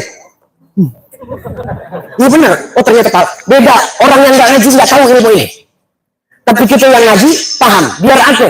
Biar juga nggak pakai dilebay-lebayin kita. Berapa banyak? Saya sering lihat tuh. Di masjid rumah ada juga, di masjid tempat kita yang ngajar juga ada. Bismillahirrahmanirrahim. Samping nih kalau kita jadi makmum. Sampai dibuat-buat Pak. Nggak ada etika. Kan saat kita sholat depan kita siapa Bu? Bukan teman kita. Bukan juga kalau dia jadi imam. Bukan keramik masjid di mihrab. Persis depan kita Allah yang lagi pegang buku catatan amal setiap sholat kita. Siap-siap Allah Subhanahu wa Ta'ala melihat di mana nilai kurang sholatnya kita, di mana kurang cakepnya. Artinya Allah Subhanahu wa Ta'ala lagi benar-benar perhatiin banget sholat kita. Itu ilmu ihsan namanya. An ta'budallaha ka'annaka tarahu fa in lam takun tarahu fa innahu yaraka. Kau ibadahi Allah, kau sembah Allah seolah-olah kau saksikan adanya Allah di hadapan. Fa in lam takun tarahu, apabila engkau tak mampu melihatnya, maka yakini Allah sedang melihat dan menyaksikan engkau. Enak nggak tuh? Jadi yang namanya kita sholat karena kita tahu tanamannya adalah kita yakin Allah lagi perhatikan kita. Jadi nggak ada tuh yang namanya gitu. Malu sama Allah. Nggak ada adab kita, nggak ada etika kita. Begitu coba lagi di ruangan Pak Lurah kita, berani nggak diusir sama Pak Lurah? Siapa Lurah padahal? Betul. Nggak jamin rezeki kita, nggak parohin kita punya gaji, nggak Allah kasih juga anak-anak kita yang solihin solihat. Lurah cuma ngurusin kita punya keperluan soal sosial dan masyarakat. Betul? Bu? Tapi kadang-kadang kita nguap sejadi-jadinya. Bapak juga bisa kita tahan rasa garuk, tahan dulu. Ini manja banget. Apa lagi yang harus bisa dilakuin gitu, pokoknya gue lakuin begitu. Apalagi Imam Syafi'i ini di dalam kitab Matan Ghoyah wa Takrib dikarang oleh Syekh Abu Syuja Ahmad Al-Asfahani. Gerakan besar 3 kali secara berturut-turut batal. Ya, harusnya kasih spasi, jeda.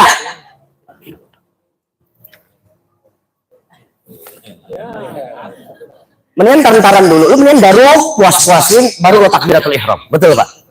La haula wala quwata. Banyak gak yang kayak begini? Nggak ada adab.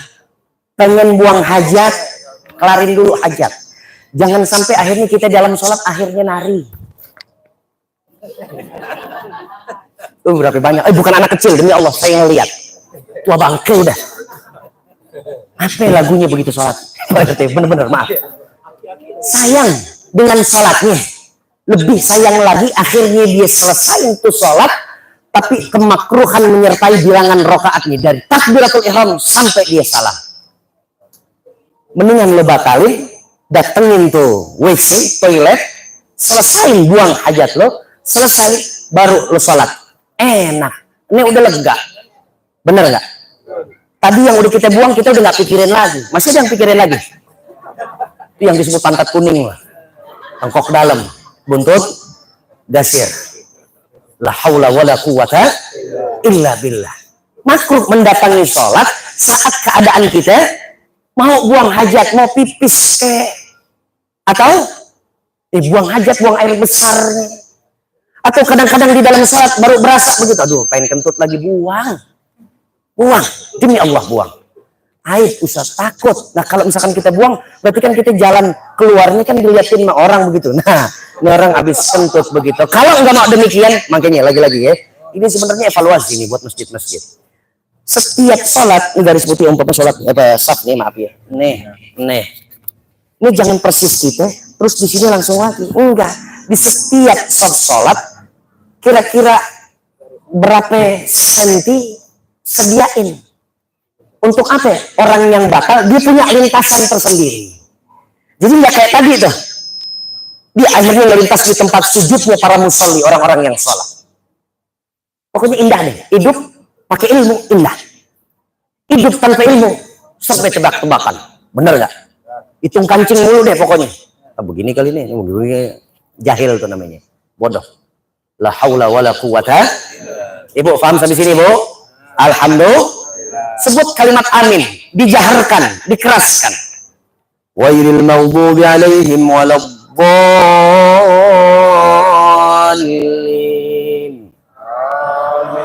Tahan sejenak dulu tuh, ya. Tahan sejenak dulu. Baru amin. Setelah membaca Al-Fatihah, beliau diam sebentar. Lihat, tahan sejenak. Tahan sejenak. Ya. Kadang waladdallin, nunnya belum kebaca. Nggak ada beda sama anak-anak kecil tuh kalau lagi tarawih. Waladdallin. Amin udah duluan. Bapak-bapak ada juga begitu, tapi nggak pakai gentak, tapi udah bersuara. Tahan sebentar sampai huruf nun di akhir daripada suratul Fatihah di ayat ke-7. Bolina kan, benar nggak? Tapi saat kita wakafkan wakaf aridi itu waladdallin. 1, 2 tasbih kebaca seperti spasinya tumakninah sekali atau 2 kali tasbih. Subhanallah, subhanallah. Baru amin. Tuh baru yang dicontohin. Ini soal amin doang. Disangkanya orang yang di luar daripada majelis ini, ya gue juga tahu abis waladdallin pasti amin. Enggak, ilmunya enggak langsung. Tapi tahan. Tuh beruntungnya orang-orang yang ngaji. Alhamdulillah. Dia sih yang nggak ngaji bukannya kurang ngajar, tapi kurang ngaji. Kurang ngaji ya. Alhamdulillah. Setelah itu baru membaca salah satu surat atau ayat daripada Al-Quran, bebas. Mau dari surah apapun, ayat keberapapun silahkan. Deh, 9:30 ya. Kemudian beliau membaca sebagian daripada Al-Quran. Terkadang beliau Shallallahu Alaihi Wasallam membaca satu surah secara lengkap dalam setiap rakaat. Dan inilah yang umumnya beliau lakukan. Terkadang beliau membaca satu surah saja yang diselesaikan dalam 2 rakaat. Artinya untuk 2 rakaat yaitu dengan satu surah. Seumpama ada satu surah yang isinya 30 ayat. Rakaat pertama 15, rakaat kedua sisanya 15 ayat.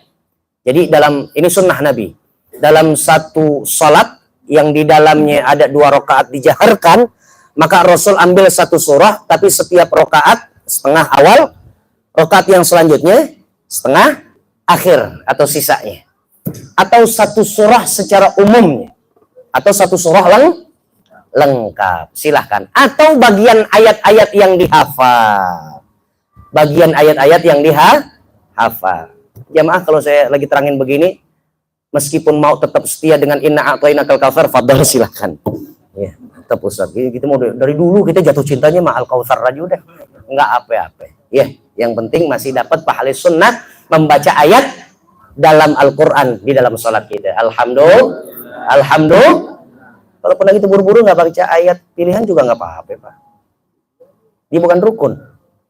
Dia cukup tapi sunnah yang sangat dianjurkan. Ya, alhamdulillah.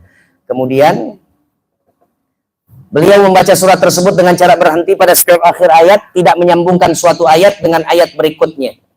Kayak kita bisa begini nih, Pak. Kadang kalau qori bacanya begini kan. Misalkan wa min ayatihi an khalaqalakum min anfusikum azwajan litaskunu ilaiha wa ja'ala bainakum mawaddatan wa rahmah. Inna fi dzalika laayatin liqaumin yatafakkarun. Qori ini biasanya mau lompat ke ayat selanjutnya dan surah yang selanjutnya, dia pakai Allahu Akbar, Bismillahirrahmanirrahim. Lompat kan? Namanya apa? Lompat. Itu kalau di luar sholat boleh. Tapi Nabi nggak pernah contohin yang kayak begini di dalam sholat. Kalau udah satu ayat. Kalau udah satu surah, maaf. Kalau udah satu surah. Berapapun ayatnya boleh kita baca. Allahu Akbar, Fatihah selesai. Waladdallin. Amin. Baca lagi nih, Imam. Bismillahirrahmanirrahim. Duduk-dudukan nih apa ini? Yang dibaca apa ini? Jajan Al-Baqarah nih, Yasin sampai penuh nih. Nun. Allahu Akbar. Besok jadiin nih imam tetap pokoknya kayak begini nih. Wah. Surah Nun, ayat pertama kan cuma Nun doang. Betul nggak? Dibaca nih yang kayak gini pengertian nih imam nih. Oh, udah deh, pokoknya dia nggak ada duanya dia udah. La haula. Alif lam mim Yasin, alif lam ra. Gitu ya, Pak? Cuma satu ayat doang. Boleh nggak kira-kira? Boleh, silahkan. Cuman lo pelit banget melidah lo gitu maksudnya. Iya nggak? Abang-abang dibilang boleh begitu. Apa-apa pokoknya. Saat Iqbal kemarin kajian bilang boleh tuh. Lo pelit soalnya. Ya jangan begitu juga, Pak. Artinya boleh saat kita kedesak dalam keadaan yang benar-benar mungkin kita lagi sambil ngerasain sakit, ya, lagi urgent gitu. Boleh silahkan Nun. Allahu Akbar. Boleh silahkan. Nabi membaca Al-Fatihah dan surat yang dibaca setelahnya dengan keras pada sholat subuh dan pada 2 rakaat pertama dari sholat maghrib dan isya, yaitu sholat-sholat yang dijaharkan. Yang maksudnya kalau saya sebut sir artinya pelan, kalau saya sebut jahar artinya keras, ya. Mudah-mudahan langsung cepat cernanya para jamaah. Adapun sholat zuhur dan juga asar beliau mensirkannya, artinya merendahkan nadanya, pelan. Setelah selesai membaca Quran, surah daripada Al-Quran, beliau berhenti sejenak, sekira-kira nafasnya kembali tenang, sebelum beliau ruku. Ini yang disebut kita sebut dengan rukun tumakninah. Setiap peralihan antara satu rukun kepada rukun yang selanjutnya, terselip di situ. Ada apa? Tumakninah. Berapa lamanya tumakninah? Berhenti sejenak kan? Berhenti sejenak. Sekali, 2 kali, tasbih. Subhanallah, subhanallah. Makanya dalam bacaan ruku dan kita punya sujud, saat kita melakukan rukun yang disebut dengan sujud, kita bacanya subhana rabbiyal a'la wa bihamdi. Mau sekali boleh, 2 kali boleh, 3 kali juga enggak apa-apa. Maksudnya mengisi daripada tasbih sebagai spasi atau range waktu antara gerakan sujud, rukun sujud kita dengan beralih untuk duduk di antara 2 sujud. Tuh, gitu maksudnya. Nah, saat kita juga duduk di antara 2 sujud, kita baca Rabbighfirli warhamni wajburni warfa'ni warzuqni wahdini wa'afini wa'fu'ani. Kan lebih daripada spasi tumakninah tuh. Makanya kita isi dengan doa. Hebat nih makanya. Ibu, bapak yang belum tahu. Duduk di antara 2 sujud kita, 8 tarikan doa langsung kita minta kepada Allah Subhanahu wa taala. Makanya para ulama sepakat mendefinisikan sholat itu secara etimologi atau bahasa adalah as-sholatu hiya ad-du'a. Sholat itu adalah doa. Isinya, kandungannya, konten dan substansinya di dalam sholat itu adalah doa. Sebagai contoh, duduk di antara 2 sujud. Rabbighfirli, ya Allah ampunilah dosaku. Warhamni, sayangi aku ya Allah. buat apa hidup tapi nggak dikasih sayang Allah, ditelantarin sama Allah Subhanahu wa taala. Wajburni, cukupi kebutuhanku ya Allah. Warfa'ni, angkat derajatku ya Allah. Warzuqni, rizkikan aku ya Allah. Wahdini, kasih petunjuk aku ya Allah. Wa'afini, sehatkan dan afiahkan badanku untuk ibadah kepadamu ya Allah.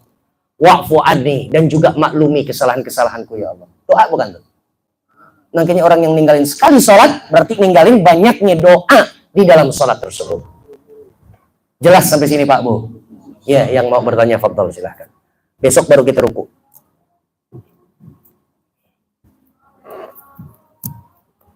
Silakan Bapak Ibu kalau ada yang mau ditanyakan.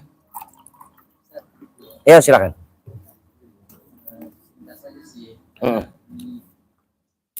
Saya pernah lihat itu ada Ustaz yang menyampaikan kalau makhluk sama Allah Alhamdulillah harus sama Allah. Mau dia pakai sami Allahu liman hamidah atau langsung Rabbana walakal hamd, boleh, silahkan. Nggak apa-apa. Rabbana walakal hamd langsung kita baca itu juga lebih asah, lebih mu'tabar. Asal jangan bacaan pas kita imam ngajakin sami Allahu liman hamidah dibaca at-tahiyatul mubarakatuh salam. Mau buru-buru dia. Ayo baca khairul. Waalaikumsalam warahmatullahi wabarakatuh.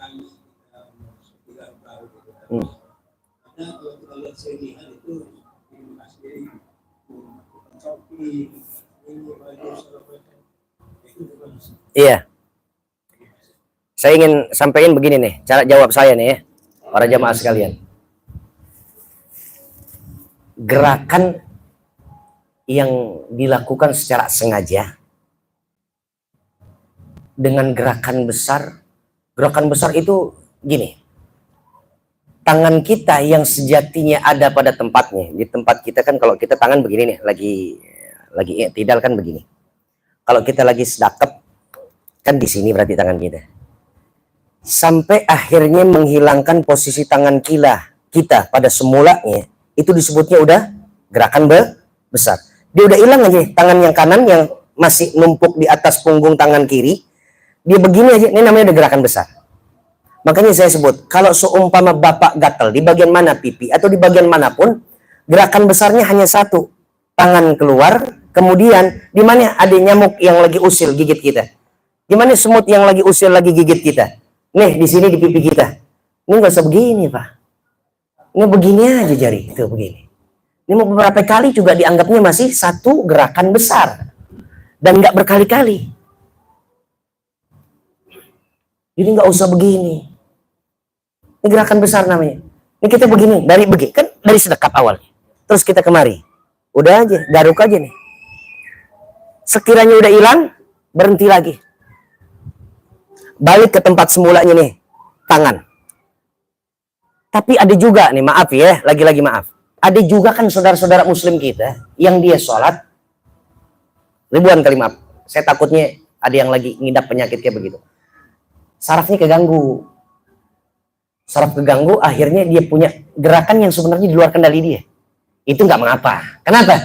Di luar kendali dia. Maaf, saya punya tetangga yang kadang-kadang suka begini.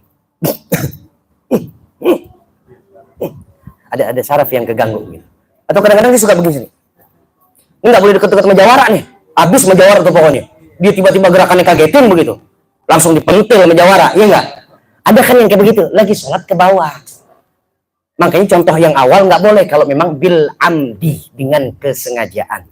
Tapi yang bi ghairil amdi, tanpa disengaja, artinya di luar dia punya kendali, itu baru nggak mengapa. Saya punya ustadz sendiri di pondok, begitu ngimamin kakinya selalu begini. Begitu-begitu. Cuman kita tahu emang udah sering kali begitu. Dan memang jalannya juga agak sedikit kurang. Apakah itu yang disebut dengan gerakan besar? Dengan sengaja? Enggak, itu enggak sengaja. Paham sampai sini, Pak? Nah, saking rahman rahimnya Allah, ya begitu. Ngerti keadaan hambanya, tapi dia masih tetap mau sholat juga. Maaf ya, kayak orang yang tangan buntung, kaki buntung. Kan sujudnya sejadi-jadinya. Rukuknya sejadi-jadinya. Duduk tawarruknya juga sejadi-jadinya. Allah ngerti keadaannya kayak begitu kok. Yang sempurna, yang nggak ada keterbatasan, nggak mau sujud sama Allah, tuh yang bakalan digodok di kuali nerakanya Allah Subhanahu wa taala. Iya. Nauzubillah. Cukup? Iya. Masalah di salat subuh. Apakah boleh ditambah doa lain? Dua hal lain. Oh, doa lain. Terus kedua, apakah kita sebagai imam harus ngambilin semua kunut itu? Nah, Membaca Allah itu kita harus ngambilin. ini saya ingin jawab yang di bontotnya dulu, yang keduanya dulu. Disebutnya doa, maka pasti kandungannya doa. Kalau disebutnya doa, tapi yang dibaca adalah bukan doa, namanya nggak konsekuen tuh yang istilah dengan penyebutan, ya. Sebab begini, yang kalau betul-betul dia doa, maka aminkan, sebab itu adalah permohonan, ya. Cuman kurangnya orang-orang Islam nggak terlalu paham, bahkan sama sekali blank soal bahasa Arab. Contoh, saat begini kita baca nih, nggak usah dikunut. Bismillahirrahmanirrahim. Ayo doa deh, Al-Fatihah selesai. Waladhdallin, amin. Bismillahirrahmanirrahim. Alhamdulillahirabbil alamin. Amin. Amin. Itu belum waktunya untuk diaminin. Allahumma hdina fiman hadait. Ya Allah, tunjukilah kami sebagaimana kau berikan petunjuk kepada orang-orang yang kau beri petunjuk. Itu doa. Aminin, silahkan. Allahumma antal ghani wa antar rahmanur rahim. Ya Allah, dengan zatmu yang begitu maha kaya, maha raja, engkau yang pengasih dan engkau yang penyayang. Kita nggak usah aminin. Emang Allah udah nyata. Kaya, Allah pengasih, Allah penyayang. Saat lagi disanjungnya Rasulullah SAW juga jangan diaminin. Nanti saat kontennya adalah doa, baru aminin. Jadi kalau disebutnya, emang di setiap semua doa harus kita aminin, harus diaminin semua doa. Cuman kadang-kadang dalam pembawaan seseorang, saat dia memandu doa, belum semuanya doa. Kayak pembukaan, Bismillahirrahmanirrahim, Alhamdulillahirabbil alamin, Allahumma shalli ala Sayyidina Muhammad wa ala ali Sayyidina Muhammad. Saya tadi pembukaannya sebelum taklim. Itu belum ada ilmunya. Begitu kita masuk ke dalam materi, baru ilmunya. Benar apa yang tadi disampaikan Pak RT. Sebab banyak di antara kita, pokoknya kalau udah kunut begitu semuanya udah amin, amin. Pentingnya kita umat Islam belajar bahasa Arab. Bu, Ustadz, kita udah gini hari, masih aja kita harus belajar bahasa Arab. Bu, paling enggak anak kita masukin ke pondok pesantren atau madrasah sanawiyah, madrasah aliyah yang di dalamnya ada pelajaran bahasa. Udah nyanyi, udah babenya nggak bisa bahasa Arab, kompak anaknya juga nggak ngerti bahasa Arab. Iya, iya Pak, Bu. Sebab yang kayak begini-begini untuk kita mengaminkan aja butuh ilmu apa? Faham bahasa Arab. Berapa banyak orang Arab datang kemari, dia lagi ngomong-ngomong orang Indonesia, dia lagi marah-marah diaminin. Gara-gara aja nggak kenal bahasa Arab, nggak tahu bahasa Arab, nggak paham apa itu. Pokoknya udah amin, begitu. La haula wala quwwata illa billahil aliyyil azim. Baru pertanyaan yang pertama. Pertanyaan yang pertama apa tadi? Lupa. Apa doa misalkan sangga yang ada Palestina gitu ya? Boleh, nggak dikunut ya, nggak apa-apa. Disebutnya bagian daripada kunut nazilah. Dan Rasul mencontohkan setiap ada bala atau musibah, ada bencana yang menghantam negeri kaum muslimin, maka silahkan uraikan doa. Dan itu justru kunut nazilah itu adalah yang ditekankan oleh Rasulullah SAW. Tambahannya seperti apa? Pokoknya tambahan yang sekiranya dibutuhkan oleh kaum muslimin yang sedang menderita, yang sedang ditimpa musibah. Allahumma a'azzal Islam wal muslimin wa afina wal muslimin. Allahumma ansuril ikhwanana fi Palestin. Ya Allah, bantulah, tolonglah semua saudara-saudara kami, para pejuang-pejuangmu ya Allah, para mujahid-mujahid yang ada di Palestina. Kuatkan langkah mereka ya Allah, teguhkan keimanan mereka ya Allah, besarkan nyali mereka ya Allah, untuk menjaga dan menjadi wakil kami, merawat Masjidil Aqsa dan juga Baitul Maqdis. Silahkan. Itu justru dianjurkan, dihimbau oleh Rasulullah Shallallahu Alaihi Wasallam. Jadi Bapak kalau lagi dapat imam membaca doa kunut, apalagi untuk saudara kita yang di Palestina, aminin. Kira-kira capek nggak ngaminin doang? Enggak. Nah, Bapak udah nggak ke sono. Padahal Masjidil Aqsa tanggung jawab secara penuh umum umat Islam. Sementara kita ada di sini, nggak ikut menjaga tuh. Kita nggak bawa AK-47, kita nggak bawa ketapel, kita nggak berhadapan langsung sama orang-orang Israel di sana. Sementara orang-orang yang ada di Palestina, mujahid-mujahid sono, dia jagain. Artinya mereka wakil kita. Tibang aminin, masa iya, susah banget. Duit lo udah nggak keluar, selimut lo juga masih lengkap di dalam rumah. Obat-obatan juga nggak mau kirim. Tibang amin. Sementara kita doa iftitah, wa ana minal muslimin. Gila, sedap banget ngomongnya. Ya Allah, dalam doa iftitah kita ada nggak? Wa ana minal, ya Allah, aku bagian daripada orang-orang Islam. Kata Allah, apaan lo bagian dari orang Islam? Saudara lo nggak bantu. Tibang aminin doang. La haula wala quwata. Kata Allah, lo punya sholat, lo punya doa iftitah, cuma sandiwara belaka aja. Na'udzubillah min dzalik. Kita berdoa kepada Allah, mudah-mudahan Allah Subhanahu wa taala memberikan kita ilmu yang bermanfaat. Ilmu yang bermanfaat ini jangan sampai ditorehkan dengan nilai kemaksiatan apapun. Sebab yang namanya ilmu hanya bisa gugur, hanya bisa terlupakan, bahkan sampai terhapus hanya karena kita melakukan tindakan maksiat. Cari ilmu yang berkah, dan mudah-mudahan ilmu ini adalah ilmu yang berkah. Insya Allah dengan kegiatan-kegiatan kita yang baik, menunjang keilmuan kita, maka semua nilai ibadah kita, khususnya saat ini kita lagi bahas tentang sholat, mudah-mudahan sholat kita semakin hari semakin baik, sholat kita semakin hari semakin mantap, sholat kita semakin hari semakin berkualitas, sholat kita semakin hari insya Allah semakin mendekati seperti sholatnya para nabi dan juga sahabat-sahabat Rasul. Ala hadhihi wa ala kulli niyatin shalihah. Al-Fatihah. Bismillahirrahmanirrahim. Alhamdulillahirabbil alamin arrahmanir rahim maliki yaumiddin. Iyyaka na'budu wa iyyaka nasta'in. Ihdinas siratal mustaqim. Shiratal ladzina an'amta 'alaihim ghairil maghdubi 'alaihim waladdallin. Amin ya mujibas sa'ilin. Assalamualaikum warahmatullahi wabarakatuh.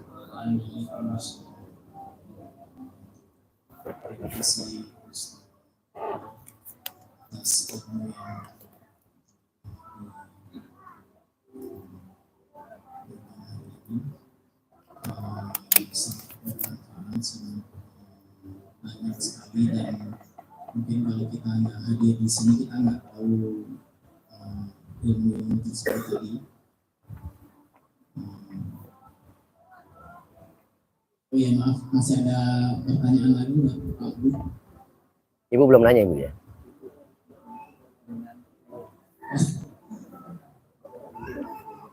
Mungkin udah cukup Ustaz. Masih ada? Bapak nungguin semangka dia. Mungkin saya satu pertanyaan Ustaz. Fadhol silakan. Boleh nggak doa dulu dibaca di selain sholat subuh? Sholat wajib selain sholat subuh. Qunut nazilah diperbolehkan, ijma'nya para ulama-ulama, diperbolehkan saat terjadinya kemelut dalam wilayah-wilayah Islam. Problem yang bahkan bukan secara personal, tapi kelompok umat Islam. Justru qunut nazilah itu dibacakan oleh Rasul, padahal bukan di waktu subuh. Bahkan di 5 waktu itu dibacakan oleh Rasulullah Shallallahu Alaihi Wasallam. Ada masjid yang dia baca bahkan setiap 5 waktu dia sholat dibacakan qunut nazilah. Sejauh daripada fitnah akhir zaman ini belum diangkat oleh Allah. Apa dia fitnah akhir zaman yang paling besar? Dikangkanginya masih sampai saat ini Baitul Maqdis atau Al-Aqsa dari tangan di luar Islam, sampai terebutnya Masjid Al-Aqsa di tangan kembali umat Islam. Masih diperbolehkan. Mungkin cukup ya Bapak Ibu. Untuk yang masih ada pertanyaan nanti mungkin boleh ditanyakan di luar.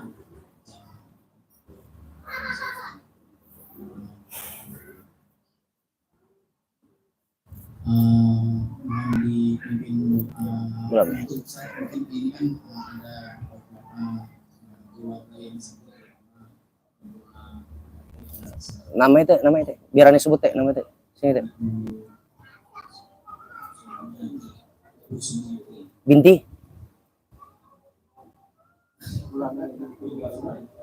Fulan. Ibu Sumiati binti siapa ya Bu RT? Kita doain ibu mertua dari Pak RT Budi yang saat ini sedang sakit. Kita doakan mudah-mudahan Ibu Sumiati binti Fulan Allah akan berikan kesembuhan. Allah percepat kepulihannya. Di setiap rintihan rasa sakit yang beliau alami mudah-mudahan sebagai penggugur dosa-dosa beliau. Dan mudah-mudahan anak-anak, cucu, mantu yang sampai saat ini mengurusi dan juga mendampingi mudah-mudahan diberikan kesabaran dan ketabahan. Kita bacakan suratul Fatihah untuk Ibu Sumiati binti Fulan dan juga untuk semua orang-orang yang kita cinta, kita sayang yang lagi dalam keadaan sakit, sebut namanya dalam hati kita masing-masing. Abuya kayak manusia gitu.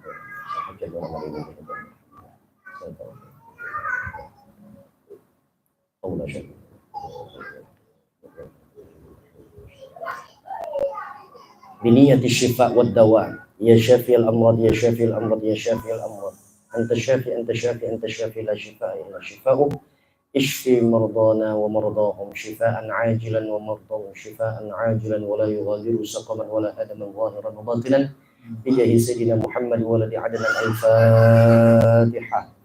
أعوذ بالله من الشيطان الرجيم. بسم الله الرحمن الرحيم. الحمد لله رب العالمين الرحمن الرحيم مالك يوم الدين إياك نعبد وإياك نستعين اهدنا الصراط المستقيم صراط الذين أنعمت عليهم غير المغضوب عليهم ولا الضالين آمين يا مجيب السائلين. بسم الله الرحمن الرحيم. الحمد لله رب العالمين. اللهم صل على سيدنا محمد وعلى آل سيدنا محمد. اللهم إنا نستودعك ما علمتناه وما حفظناه وما قرأناه فارده إلينا عند حاجاتنا إليه. Bareng-bareng baca Rabbi ufirli ولوالدي وارحمهما كما ربياني صغيرا. ربي اغفر لي وارحمهما كما ربياني صغيرا. ربي اغفر لي ولوالدي وارحمهما كما ربياني صغيرا.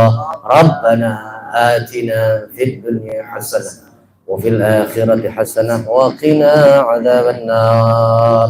رضيت بالله ربا وبالإسلام دينا وبمحمد نبيا ورسولا. يا الله بها يا الله بها بحسن الخاتمة. يا الله بها يا الله بها يا الله بحسن بسم الله الذي لا يضر مع اسمه شيء في الأرض ولا في السماء وهو السميع العليم. أفضل ما قلته أنا والنبيون من قبلي لا إله إلا الله لا إله إلا الله لا إله إلا الله محمد رسول الله صلى الله عليه وسلم. كلمة حق عليها نحيا وعليها نموت وعليها نبعث بها إن شاء الله تعالى من الآمنين. وصلى الله على سيدنا محمد وعلى آل سيدنا محمد والحمد لله رب العالمين. ثم السلام عليكم warahmatullahi wabarakatuh. Waalaikumsalam.